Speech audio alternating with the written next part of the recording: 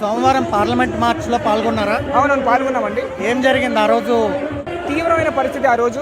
ఇప్పుడున్న జనాల కన్నా ఒక 10 రెట్ల జనాలు ఉన్నారు. ఫస్ట్ ఆఫ్ ఆల్ ఇక్కడ ఇంటర్నెట్ లేదు, నెట్వర్క్ కనెక్షన్ లేదు. మేమందరం ఎలా వచ్చామో చాలా మంది తప్పిపోయాం. వచ్చిన అరగంటలోనే జంతర్ మంతర్ మెయిన్ బ్యారికేడ్లు మూసేశారు. దానివల్ల మేము లోపలికి రాలేకపోయాము. లోపల కూడా లాఠీ చార్జీలు జరుగుతూ ఉంటాయి ఆ టైంకి. ఇంకోవైపు వెనకాల వైపు కూడా అభిజిత్ దీపిక వాళ్ళు, ఇంకా ప్రకాష్ రాజ్ వాళ్ళు కూడా అటు సైడ్ చేస్తూ ఉండే లాఠీ చార్జ్ జరగడం అవన్నీ మీరు చూసారా డైరెక్ట్ గా? మేము చూసాము, ఎక్స్పీరియన్స్ అయ్యాము, పడ్డాము. మీకు దెబ్బలు తగిలి? అవును. ఇక్కడ ఎట్లా ఏం జరిగింది ఎగ్జాక్ట్ గా చెప్పండి. ఎగ్జాక్ట్లీ ఏమంటే మేము పార్లమెంట్ ముందర కూర్చొని ఉన్నాము.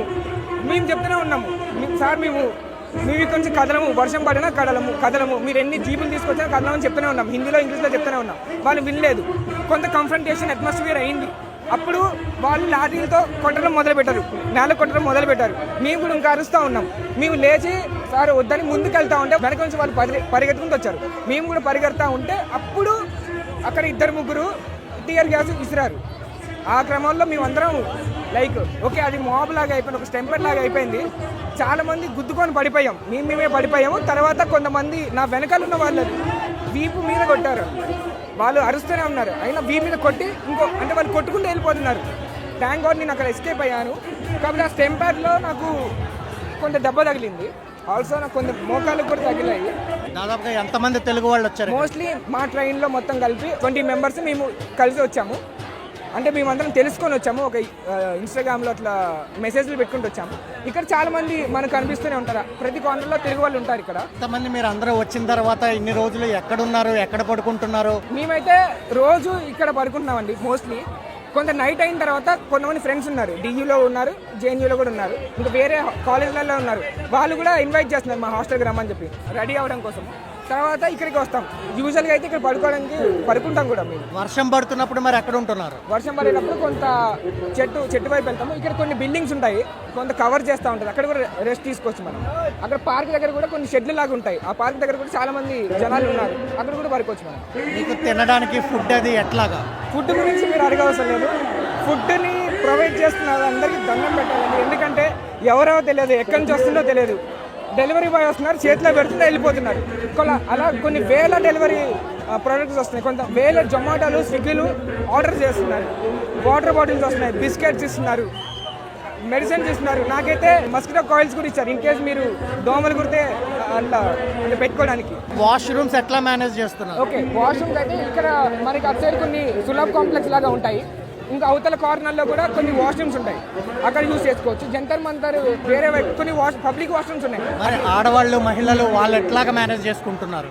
మహిళలు కూడా ఆ వాష్రూమ్స్ లో ఎలా ఉంటుందంటే అది ఇక్కడ ఇన్ని వేల మంది ఉన్నారు, మరి అంత తక్కువ వాష్రూమ్స్ సరిపోతున్నాయా? అది క్వశ్చన్, అది బెస్ట్ క్వశ్చన్. ఎట్లంటే సరిపోవు నిజానికి. ఇప్పుడు ఇంత స్థాయిలో పార్లమెంట్ మార్చ్ జరిగినప్పుడు ఆ స్థాయిలో ఘర్షణలు చూశానంటున్నారు, లాఠీ చార్జ్ చూశానంటున్నారు, చేతికి దెబ్బలు తగిలినా కూడా తిరిగి మళ్ళీ ఇక్కడికి వచ్చారు. భయమే లేదా? ఏమనిపించింది? కొంత భయం వేసింది. పోలీసులు చూస్తే భయం వేసింది, ఫస్ట్ ఆఫ్ ఆల్ ఈ ప్రభుత్వాలు చూస్తే భయం వేసింది. కానీ మేము భయపడడానికి సిద్ధంగా లేదని, అసలు మేము భయపడమని సమాధానంగానే వచ్చిన వాళ్ళే వీళ్ళందరూ. మాకు భయం లేదు, ప్రశ్నించడానికి మేము సిద్ధంగా ఉన్నామని చెప్పడానికి వచ్చిన వాళ్ళే ఈ వేల మందిని చూసి ఎవరు భయపడ్డు, ప్రశ్నించే తత్వం ఉన్నాడు ఎవరు భయపడ్డు. మేము పోలీసు వాళ్ళకి మేము పువ్వులు ఇచ్చాం. చేతికి దెబ్బ తగిలింది, అయితే దానికి ఆయింట్మెంట్ అది కూడా రాసినట్టు కనిపిస్తుంది. ఇవి ఇక్కడ మెడికల్ క్యాంప్ లో దొరుకుతున్నాయా? అవును, మెడికల్ క్యాంప్. ఇక్కడ ఫ్రీ మెడికల్ క్యాంప్ పెట్టారు వాళ్ళు, డాక్టర్లు మహనీయులు వాళ్ళు. ఫ్రీ మెడికల్ క్యాంపులు పెట్టారు వాళ్ళు, స్టూడెంట్స్ అనుకుంటా వాళ్ళు. మెడిసిన్స్ ఎక్కడి నుంచి వస్తున్నాయి, ఎవరు ఇస్తున్నారు?